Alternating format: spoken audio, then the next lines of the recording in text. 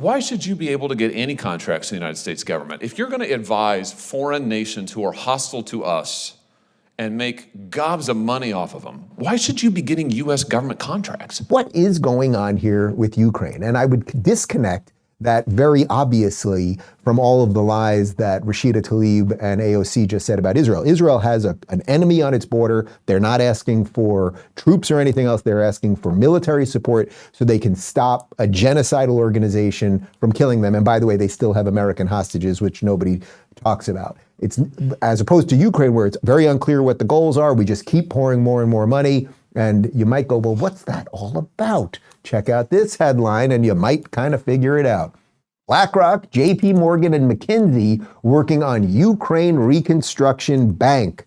So they are going to put together a giant bank. You understand, these giant conglomerates that own all of these assets and everything else. And I'm not even saying everything about them is evil. I'm just trying to show you what is going on here. The more that the more that Ukraine gets demolished and destroyed, the more that these companies will come in for the reconstruction, and somehow they will make a whole bunch of cash. Let's go back to Congress one more time because there was another hearing yesterday, and this is Josh Hawley pressing global managing partner of McKinsey Company over why they, and they're sort of like BlackRock and these other companies, why do they do business with America's enemies? Like, is that good for America if we have these giant corporations that do business with, say, China and these other countries that are undermining American values? That doesn't seem great, does it? My question is, why should you be able to get any contracts in the United States government? If you're going to advise foreign nations who are hostile to us and make gobs of money off of them, why should you be getting U.S. government contracts? Senator, we've never worked with the Chinese Communist Party or the central government in China, to the best of my knowledge. You're working with state-owned enterprises.